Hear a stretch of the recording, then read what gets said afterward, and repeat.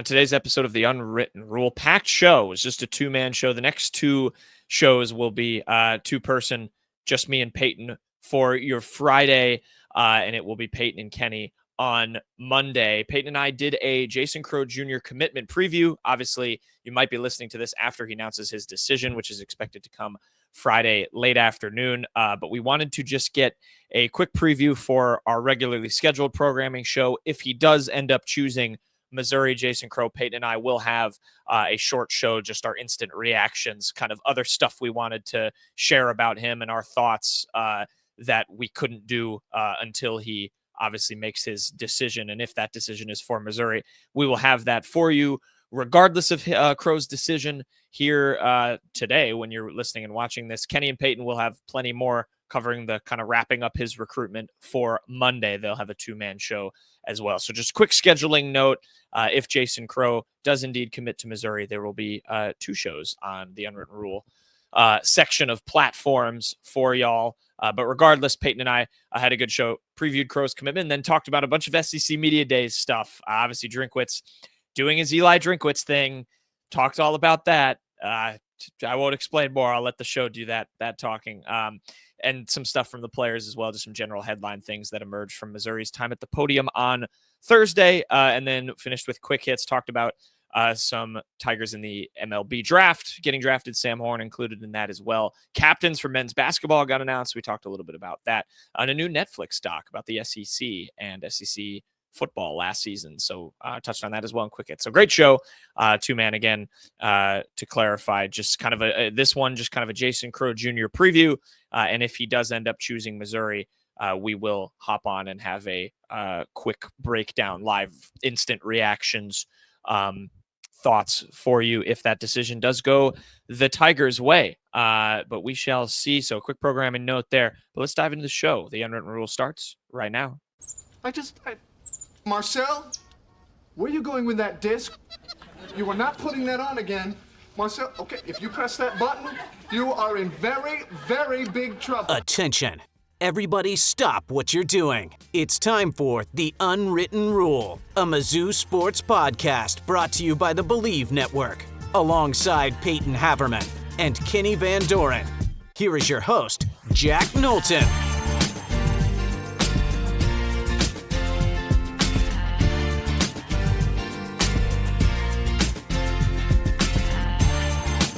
Welcome back to The Unwritten Rule. Today is Friday, July 18th, and today is the day, Payton. First of all, we have a two-man show. Kenny will be back Sunday. We have a little bit of, we'll have a couple two-man shows to end the weekend, or I guess for this week of programming.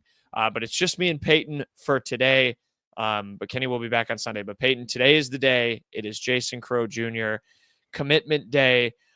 We are going to have a ton of stuff, no matter where he ends up pledging, covering it for Sunday's show as well, and just other things going up on the Unwritten platform. So we won't touch on a ton here that we haven't already said. We also have plenty of SEC Media Days things that we're going to talk about for Mizzou football, because their day was on Thursday morning when, in fact, we're recording this show. But Jason Crowe Jr., Payton, we've talked about him for seemingly every show for the past, it feels like several weeks, but it's probably really only been probably a week or two, given how fast Missouri has risen in his recruitment. But the five-star guard, everyone knows him by now, will decide today.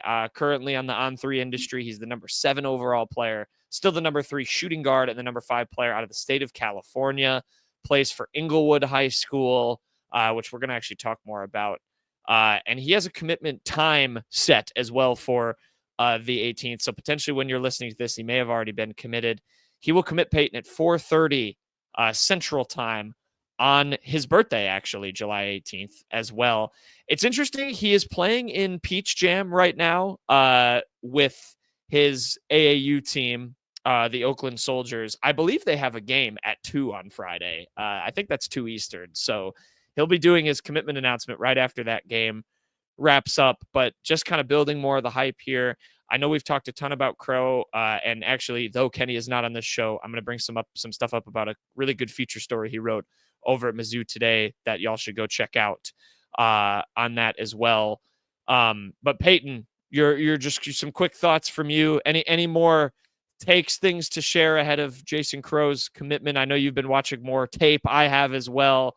We're going to talk more about that again in kind of shows upcoming, and Sunday's show and potentially an additional one as well, just to cover this. But your thoughts now as where we've reached commitment day. I know you've been waiting eagerly for this news to drop one way or another for Mizzou and the 5-star guard, Jason Crowe.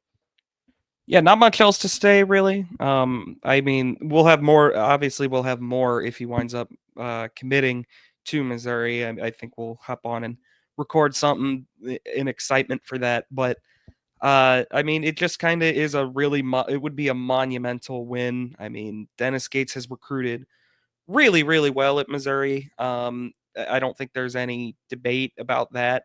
But this would be a next level get for them. A guy that's top 5 on 2 recruiting sites, is a Rivals Industry ranking 5-star.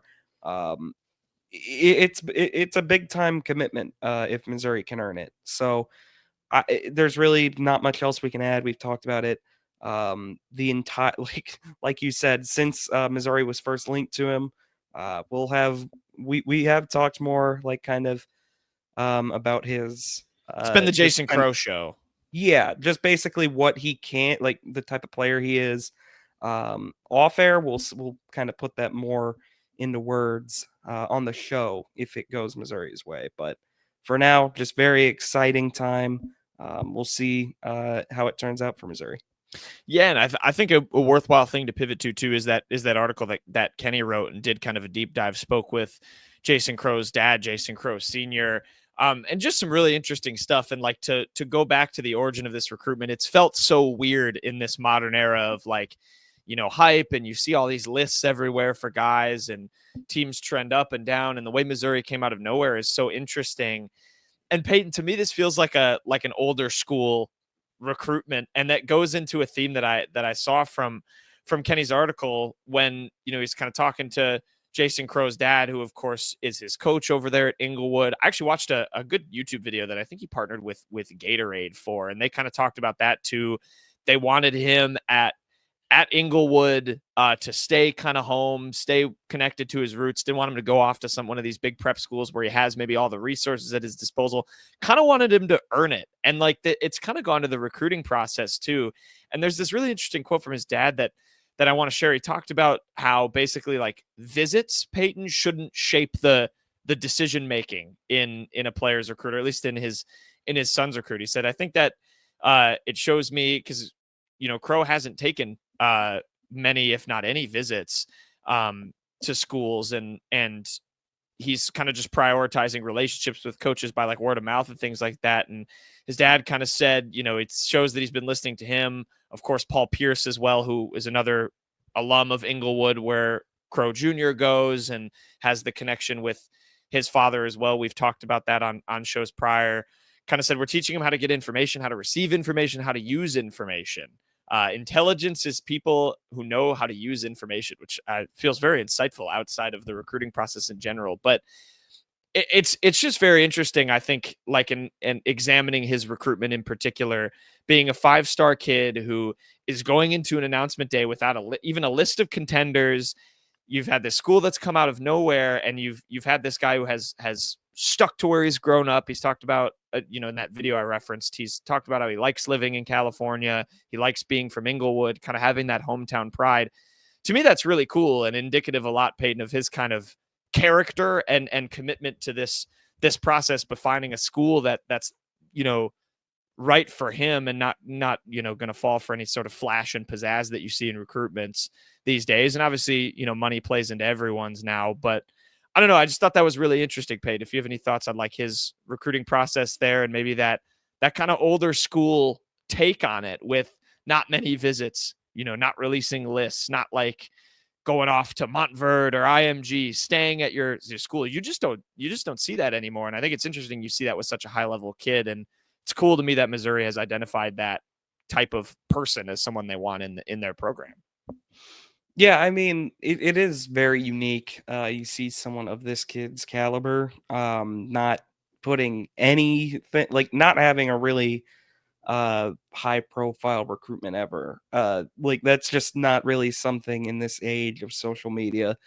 You see, I mean, he's tweeted like or he doesn't even have a Twitter, I don't believe. He hasn't posted any of his offers. He, like you said, hasn't taken any visits. It is very unique. It is interesting, the whole visits thing. I get what his dad is saying there. Like, you don't want just that type of stuff to be your sole dictator, but you would think he would still maybe go and see the places where he's considering. But hey, if he's comfortable enough with it, so be it. I'm sure Missouri, either way, has done its homework and is very confident in Jason Crowe. And like I said, like someone that is this highly rated, I don't think you're gonna. You maybe will ignore some of the things like not being able to get him on a visit if he's still willing to commit to you. Yeah, I think that's just kind of been part, it seems like, of Crowe's process. There's another interesting note from the story as well about how 2020 and the COVID lockdown really was when he kind of ramped things up and also kind of brought in a lot of those like hometown loyalties and staying with the right people and keeping your circle small. First of all, it was very sobering reading that someone was not yet in high school when the COVID lockdown happened, first and foremost, because that, you make you realize that was 5 years ago, which is just kind of wild. But yeah, that was an interesting piece. Again, Paul Pierce has been referenced a lot. It's it's pretty interesting if Jason Crowe ends up at Missouri. You can maybe thank a former Kansas Jayhawk in part for his recruitment, or at least kind of getting him to become the player he is today. But that part was kind of funny to me. But there's a ton of really interesting stuff from that story. He is, of course, at Peach Jam right now with the Oakland Soldiers. That's kind of the premier event in the Nike EYBL circuit. For those who might not know, he has played 2 games so far. He actually will play, like I mentioned, a game on Friday before he announces his commitment against Team Thad. That game I saw on the schedule is on NBA TV. So if you're watching this podcast, maybe in the morning, I believe it's at 2 Eastern, so 1 Central. And if you're watching or listening to this pod in the morning, you go catch that. I believe it's on NBA TV and maybe watch him. But he's played in that, had 16 points. He had kind of one rough outing, 16 points, 2 rebounds, 2 assists, couple turnovers. Did shoot 6 for 20 from the field in that game. But then he had another game where he dropped 29 points on just 18 field goal attempts. So the scoring, all that piece is right there. I believe Kenny was the one that brought it up last time. He scored 45 points in a Drew League game. I mean, especially offensively, Payton, from the brief tape I've watched, and we'll talk more about it if he does commit. It's very, very exciting. What he can do, especially from like a scoring kind of pack a punch, just scoring in bunches type of player that Jason Crowe is wherever he ends up. But I don't know if you have any thoughts on that, but that's kind of his latest status. So he's doing Peach Jam at the moment, which I believe Dennis Gates and I think it's Ryan Klein are also at, watching some other Mizzou targets as well as Crowe. Payton. Yeah, I mean, there's also, I believe Scotty Adkinson is also down there. He's obviously a Mizzou commit. So it makes sense for Dennis Gates and company to be down there. But yeah, Jason Crowe, definitely someone that I think is, I don't really know, like a good player, I guess, to comp him to, that's been at Missouri under Dennis Gates. Maybe a bit more of a ceiling on DeAndre Golston, I guess, just a guy that has a pretty insanely deep bag, can really score in bunches for you. I know some people, myself included, were pretty critical of DeAndre Golston's efficiency at times, but I think looking back, you can kind of see why that type of player is so valuable. When you just need someone to get you a couple buckets to get the scoring going. I think Jason Crowe Jr., if I had to give a quick Mizzou comp, I'd give it to a more, I don't want to say more talented, but just a more dynamic DeAndre Golston. Yeah, that's not bad. I'm going to definitely think about that. before he announces and all that stuff. I would have to think of a good Mizzou comp, maybe just a good college basketball comp for him in general. But yeah, so the scoring's there. So he's, I think, 3 more games, at least on the schedule in EYBL. I'm not totally sure how the end of that tournament works from like a bracket standpoint, but I know that one on Friday is on NBA TV. So again, if you're watching this kind of in the early morning on Friday, you could throw that on and potentially see him in action right before he announces his commitment, which, like I said, is 4:30 Central Time. Very highly anticipated guy from Mizzou, and we'll have a ton more to talk about with him if Mizzou does indeed win the race as they continue to trend for Jason Crowe. For now, though, Payton, let's switch to some football, because Crowe is not the only man in the news for Missouri, or not the only Missouri piece of news, I guess, coming from Thursday. We're recording this kind of about noon on Thursday. Missouri took their turn at SEC Media Days for football, which is always very fun. We have some fun pieces to talk about too with what Drinkwitz said at the podium, which I'll get to. But a couple of news things. Wanted to lead with this. Eli Drinkwitz hinted at a potential extension for defensive coordinator Corey Batoon. Quote from Natalie Jones over at ABC 17.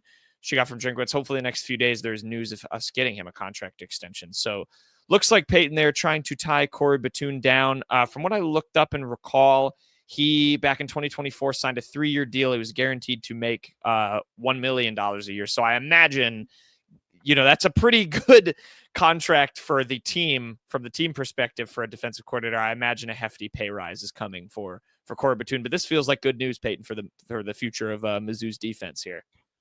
Yeah, I mean, it was only 1 year. That's kind of the way college football is. You see one. It's almost a new You're up for a new contract every year in this day and age.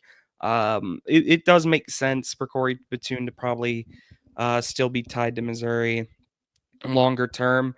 I think it was more good than bad for Mizzou's defense in year 1 under Batoon. Obviously, there were a couple really rough games. Like South Carolina was just a disaster, particularly in the secondary. But I think there's more good than bad. It's pretty clear that they really like what they have in Corey Batoon. They had a long search, if people remember, to get that landed on him. So makes sense that they're pretty high on him. Yeah, I think this is good. I mean, I liked the Corey Batoon hire when it happened. I think you're right. There were some ups and some downs, but I'm excited at the defense he's going to get to work with this year. The hype for the secondary is kind of building up. I think there was some Jalen Catalon stuff that I saw come out of SEC Media Days that, again, kind of continues to build the hype for him in particular. But yeah, I like this. I imagine it'll be a fairly hefty pay rise for Corey Batoon. And just given, like, you think about what Blake Baker left Mizzou for and signed for LSU for. I mean, it was kind of a bargain for that first year for Corey Batoon. So not a total shocker that he is going to get a pay rise after, he was part of a staff that won 10 games. So little nugget there coming out of SC Media Days as well. Another thing, this was a pretty coach speaky comment that Eli Drinkwitz made, but I still thought it was interesting and somewhat poignant. He kind of talked about recruiting. There's another snippet in here who's just kind of asked about and seemed to affirm, Payton, what we have kind of speculated with this recruiting class. I know it probably still won't satisfy us or anyone else's, sort of dissatisfaction with where this recruiting class is, but Drinkwitz kind of talked about, he said, I would just say relaxed. I think he specifically mentioned people getting mad on Twitter and X about the state of Mizzou's 2026 class, kind of said we're building a roster. In the past, there was a lot more hype on National Signing Day. That's not really the case anymore. Had some interesting comments too about, NIL and the expectations of guys now as they want to be a real difference maker in year 1. And the reality for a lot of freshmen is that just doesn't really happen on the football field.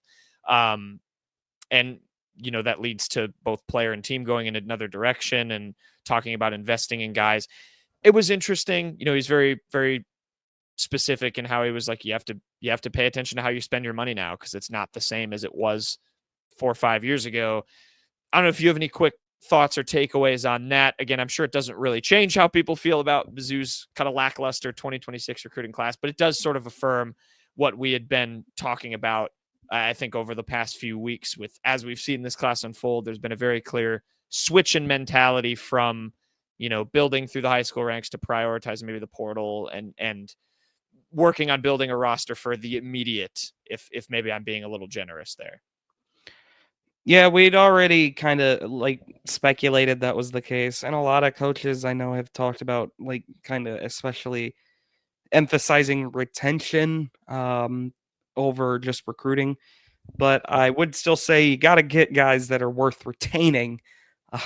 So I still think I don't think there's I get what Drinkwitz is doing, and I understand they're pivoting more away from high school signings than they were before, but you still can't have a class in the 60s. I don't think that is going to fly. We'll see how the rest of the class turns out. They still have till December. And again, I'm sure Drinkwitz doesn't really care about the high school recruiting class rankings at the moment, but I would still say I think Drinkwitz, if you were really to get him in an honest moment, he'd say he'd probably still wish the high school class was in a better spot. Yeah. He had an interesting quote too. I saw, I think it was Eli Hoff from the Post-Dispatch post this, kind of talking about how some freshman recruits kind of feel like they have sort of a certain value.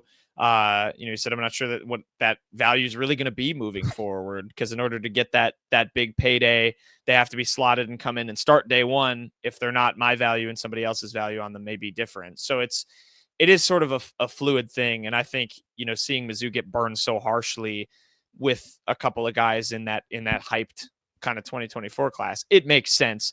But you're right. There is, again, that all elusive balance that I think still has to be struck with, to your point of what you're saying, with finding guys that are worth retaining and good enough to be retained, while also, not investing so much in players that are going to demand a big payday, demand a lot of playing time, and then just leave when they don't get it. It's a difficult thing, I think, for Drinkwitz and every coach. I don't know if you have any more with that, but yeah, it's a tough, I think, thing to balance, but we'll see. It's a very clear mentality change. We'll keep saying it as we keep watching how this 2026 recruiting class unfolds. Okay, and then another topic from SEC Media Days for good old Eli Drinkwitz. He is never without some drama, which we'll also finish with from his opening remarks and his goofiness. But on a more serious topic note, he would quote tweet, I think, something a couple of years ago, Payton, about NIL after he gave some comments about that at SEC Media Days. He's back quote tweeting after, again, some comments were, at least in his eyes, misconstrued. He basically was asked about his thoughts on the college football playoff and that expanding at the podium, and sort of gave some honestly interesting to interpret comments. Payton, I'll let you read the quote, and then we can read what he quote tweeted and how that has unfolded. But he gave some thoughts on expanding the playoff that created some headlines. And Payton, what did exactly Drinkwitz say? And we'll leave that. Yeah, he got asked about just playoff expansion, and he replied the quote was, "My math could be wrong here, but if we did the 12, okay, and you had your 4 automatic qualifiers, everybody thinks that's limiting. It's not limiting if you think about it from, you take those 4 automatic qualifiers and you divide that into 8 opportunities of 8 play-in games. Now you're thinking the SEC is playing in for 8. The Big Ten is playing in for 8. Since we've expanded the bubble to 16, give 3 to the Big 12, 3 to the ACC, and then 1-1. And the quote that I think kind of made people think he was maybe suggesting a 30-team playoff was now you've got 30 teams that you're talking about an opportunity for, or now you've got 30 teams. Now you're talking about an opportunity for 30 teams, 30 fan bases to be excited and engaged in giving revenue. You've got 30 teams with players who have access to compete for a championship. So for me, I think that makes a lot more sense.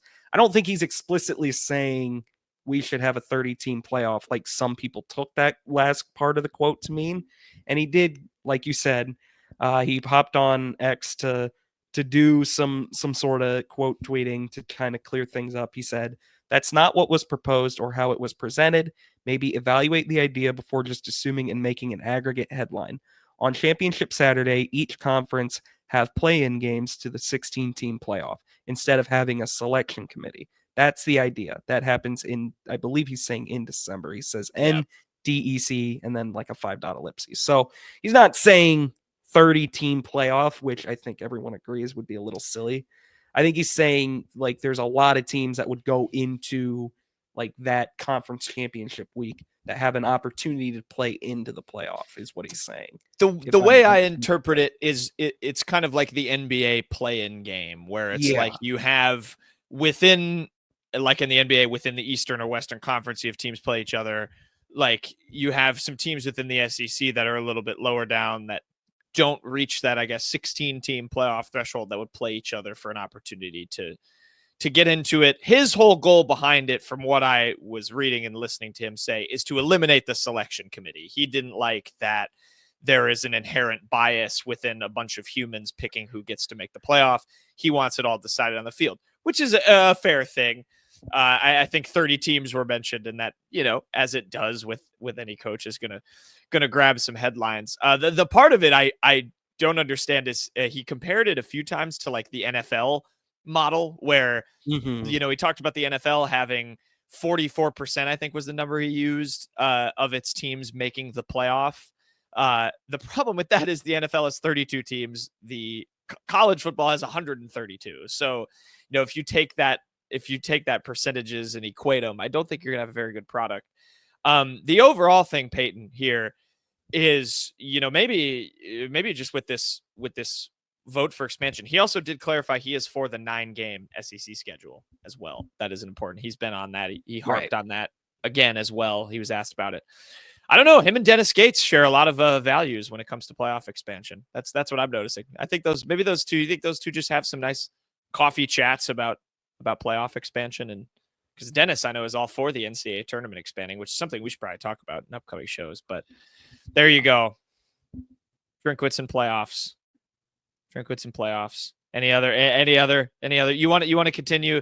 Well, I almost yelled after you said that quote. Did you get all that? Because all of this model stuff just it's all a big headache. I think. Yeah, and it's I mean, I think Drinkwitz, like, when you read the full quote, it makes more sense what he's saying. He just wants more play-ins. He's not saying 30-team playoff. That's not what he's saying. I don't think he wants the selection committee gone. I think that's the main objective. He's basically saying there should just be a lot of play-in opportunities for the playoff.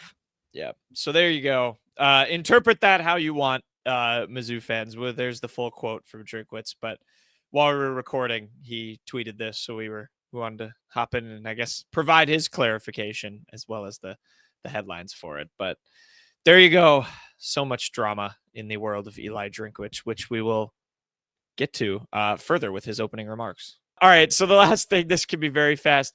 Drinkwitz did his Drinkwitz thing to open up his comments at the podium, walked up to the stage. First of all, the Mizzou fight song played. And then he said, did they mess the fight song up last year? They messed up the fight song for Sarkisian. Okay. He walked out to the Texas A&M fight song. Okay. So first of all, he came out and he said, we got the fight song right. At least that's good this year.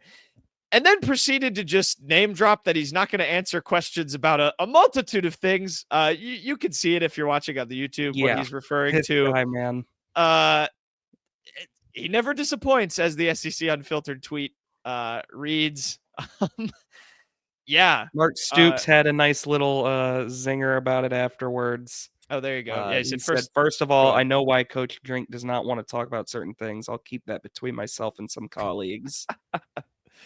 Very Drinkwitz morning at SEC media days. It was. I did not think I would hear a Lee Harvey Oswald reference from Eli Drinkwitz. Among other things. Wow. So Drinkwitz being Drinkwitz, that was the only other, I think, major headliner from SEC media days. He was kind of bland last year, I thought. He was. That was like a couple years ago. There was the kind of misgiven quote about his thoughts on NIL. Yeah. How he had to kind of come out and correct that. Oh my gosh, his first 2 years at Mizzou, he was a media darling. Yep. And He this said year he kind of brought back the zingers. I thought we'd get more boring drink, but he referenced some schedule maker too for like giving them 6 straight home games to start the year, and then someone asked him about playing on the road and didn't mention Nashville and said like we go to Nashville too, and with Diego Pavia they're going to be tough. He's 4-0 against Vandy, by the way. That's his best record against an SEC team. So he's no kidding for the most part. But last year Vandy was good, but yeah. I don't know if there's anything else. Oh yeah, and like kind of the fan discourse I saw was like people were kind of poking fun at him for what he was saying, but then there's another sect of fans that are like, I love this, Missouri. Everyone looks at Missouri as a team that doesn't belong in this league. I like having a coach that just doesn't give a crap about what people think about him. And yeah, he did say that. He said like, what was the quote? Like the first 5 years I didn't care, or I cared about what you guys thought of me. Now I don't. I don't know how much I believe that, but yeah, he did say that. I enjoy having it. This is better than having a super boring coach, I guess. But I agree. Yeah. Drinkwitz is not answering certain questions about certain things that even I don't really want to reference on the pod, but it included Lee Harvey Oswald, all that stuff. So, yeah, there you go. I have one more SEC Media Days note that I will say in quick hits, but Payton, any last SEC Media Day things? No, I know Zion Young was a big hit. He did an impression of Drinkwitz at the event. That was a pretty big hit. Chris Lowe from ESPN actually tweeted a quote from Zion Young that I thought was kind of interesting. He said, Missouri has won at least 10 games in each of the last 2 seasons. This is Chris Lowe's tweet, by the way, or post on X, the Everything app. It all happens on X. But defensive end Zion Young still doesn't feel the love outside the Tigers locker room. Quote, it's time to put some respect on Missouri's name. That kind of feels like they're kind of reverting back to the something to prove mantra once again, which fair enough. It's worked well for them the last 2 years. So. Yeah, I always love to hear that and get, in the end, it's a media event where you can put on a little bit of a show. So I like them, kind of gassing up their teammates. There was some good Prebula stuff I saw, and some Catalan hype as well. Drinkwitz referenced too that he played. He actually missed. Did you remember this, Payton? He missed a half against Mizzou for Arkansas because he had a targeting penalty. Drinkwitz brought that up. Jalen Catalan when he was. Oh yeah, that was a while. Yeah, I do kind of remember that. In Nick Bolton had the famous ejection in a Mizzou Arkansas game as well for targeting. Yep. So I learned that. Drink did say there's still 100% still. That's probably something we should reference real quick. Live planning. There's a quarterback battle between Prebula and Horn, according to Michael Stamps from Mizzou SI. So fair enough there. Kind of not unexpected, but after Horn was drafted the other day, I think that is fair to at least remind people that Horn is probably still going to be on the roster. Drinkwitz said he still expects. Someone asked him about him getting drafted too, and said he still expects him committed to Mizzou football for next season. So still a quarterback battle, and Drinkwitz is still Drinkwitz at SEC Media Days. So there you go. I'll bring up one more SEC Media Days thing in quick hits, but there's a bunch of Mizzou stuff from the event. Always fun to see the Drinkwitz and whatever he pulls out for his opening remarks. But for now, Payton, let's go finish the show. We will do so here with quick hits.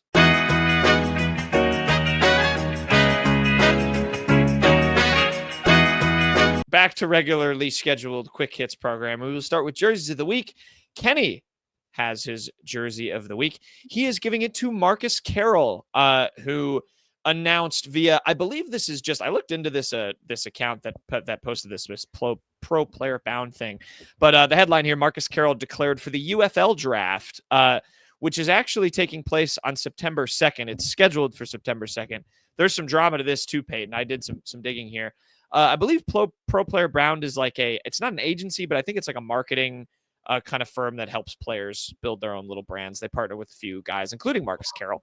But cool post from them, kind of posted his little patches, how he wants to add another UFL patch along with his high school ones and his his ones from Georgia State and Mizzou. But Payton, this is the drama that I thought would you might be interested in. So the UFL draft is on September 2nd.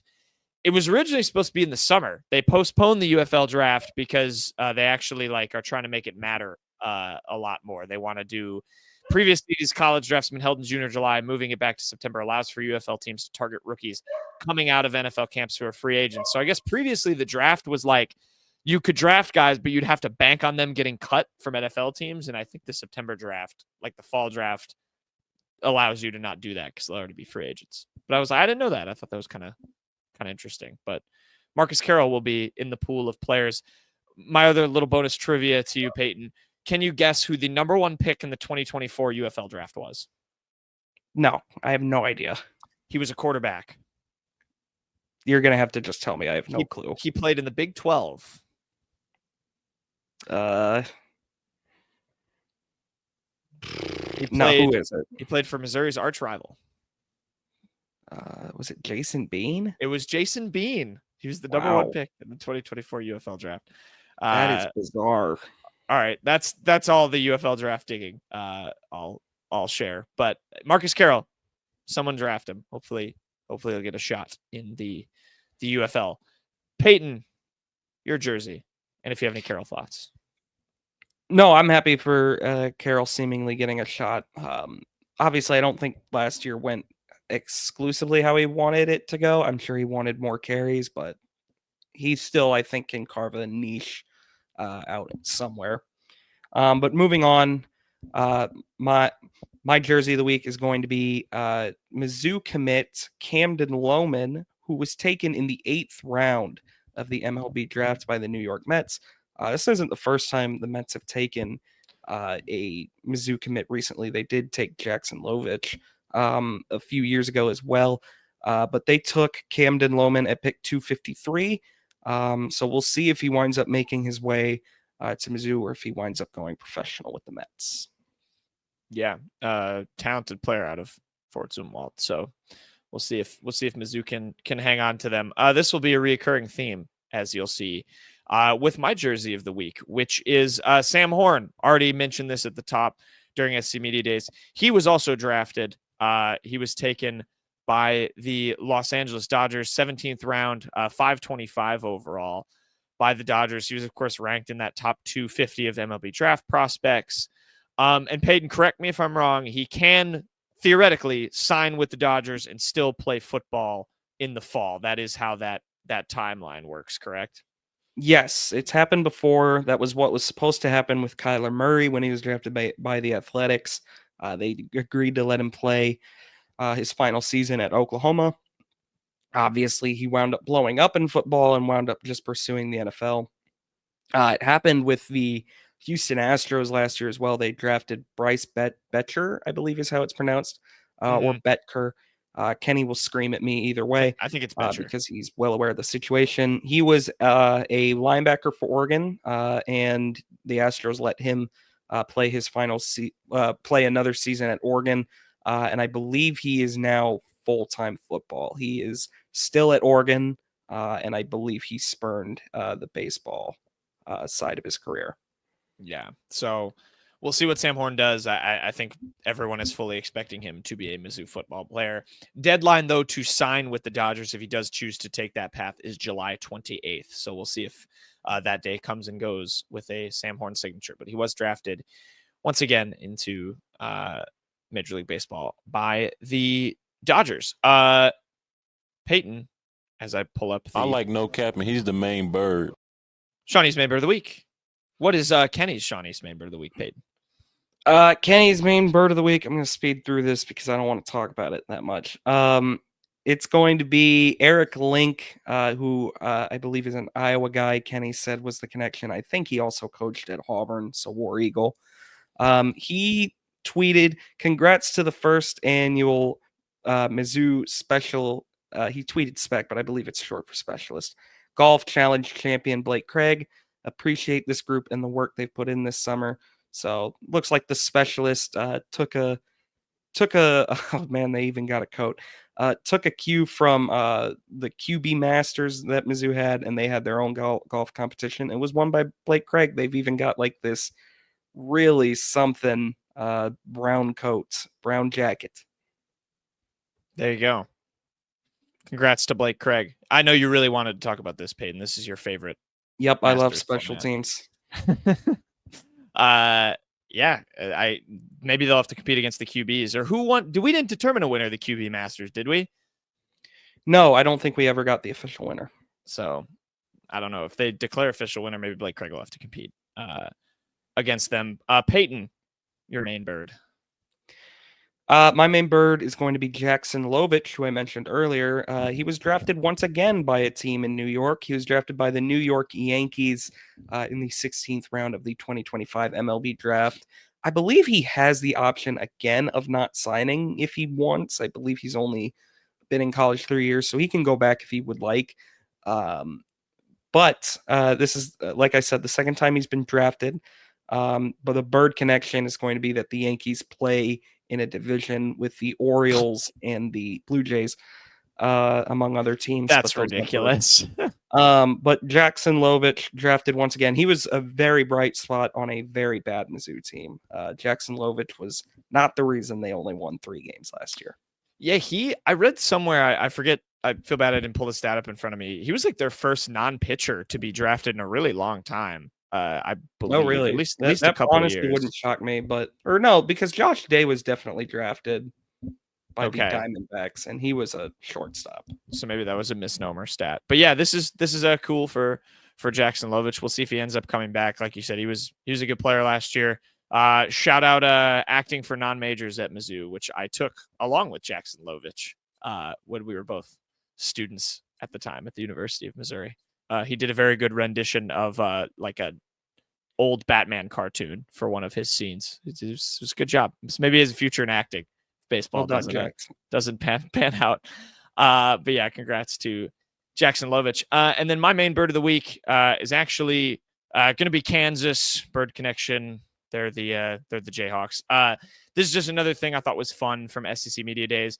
Mizzou's 3 player representatives, Zion Young, of course, Connor Tollison, and Dalen Carnell, all had some comments about the Kansas rivalry. They kind of talked about some people coming already to the building and kind of firing them up about that game. Of course, with the rivalry kind of being renewed back in Faroe this year. Connor Tollison had a story about a guy they brought in was like started just yelling about Kansas and swearing and getting all fired up.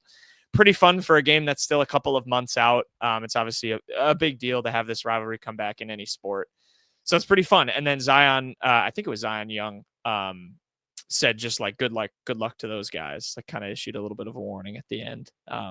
So that was pretty fun to see. I'm very excited to watch that game and seems like these guys are taking it pretty seriously, that rivalry coming back there, Payton.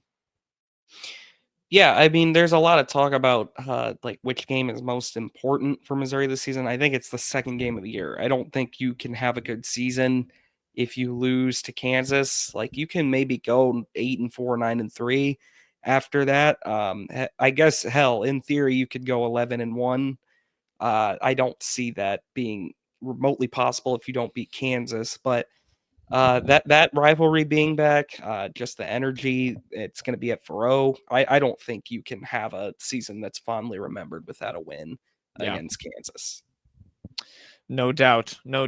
I agree. So it's good to see that hype for that game continuing to build in July. So it's cool to see the 3 of them kind of talk about it. Best thing you learned, Payton.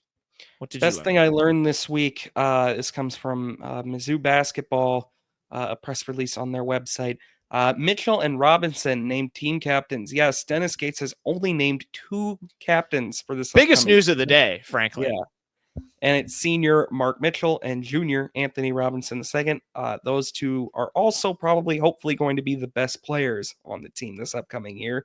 I think they definitely need to be if Mizzou wants to have a good season. But kind of encouraging. You see those 2 doing that. Mark Mitchell kind of has always seemed a bit quieter.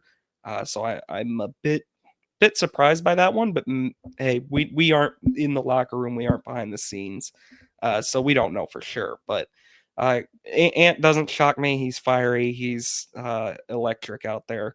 But good to see. It's interesting. Only 2 captains this year. I'm so used to like 7 different captains or captains in training. Oh, I was just checking my phone to make sure in the last 2 hours since that post was made on the Thursday when we're recording this, no captains in training have been announced. So we'll talk about that on Sunday if there are if T.O. Barrett is inevitably a captain in training, which I know would make Payton very happy. Yeah, very good. I hope these guys can kind of set the culture that we saw last year that made such a huge difference in that really strong start and push through most of SEC play, and then hopefully it can be sustained. But we won't delve back into the depths of the end of that season too much here today. Kenny's best thing he learned this week is stole from me. Which did he steal this from you? Yeah, I had this just lumped in with my earlier one, but he stole it. Do you want to talk about it? Yeah, I can talk about this one. Jacob Pruitt, who we literally just talked about on Sunday, committed to Mizzou from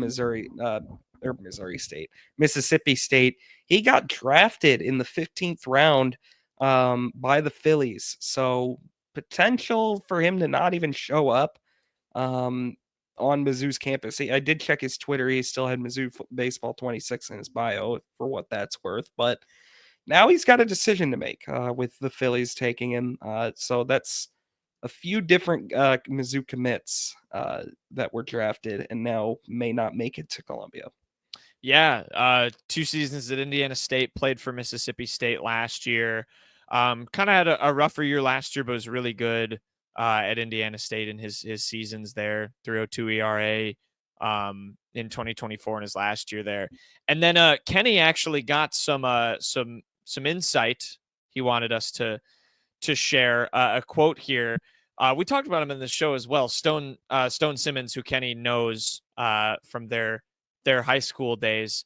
I'll read this quote verbatim as Kenny gave it to me. He said, if he is in Jacob Pruitt, turns down the Phillies, Mizzou would be getting a very hard worker with a ton of upside. I enjoyed playing with him and wish him the very best wherever he goes. He's a great guy and a very positive and uplifting teammate. So that's from Stone Simmons. Kenny referred him to Kincaid 19, Mississippi State baseball 25, and Xbox friend of KVD, Kenny Van Doren. So there you go. Well, I guess that's why Kenny took this one from me. So fair enough. Fair enough. Yeah. So this will be interesting. So Kenny or Payton, if I'm correct me if I'm wrong. So that's Sam Horn, Jacob Pruitt, Jackson Lovich, and Camden Lohman are the guys that got drafted. Is there anyone else in there from baseball? I didn't see anyone I'd else. have to double check. I think that's at least most. That has to be most of it.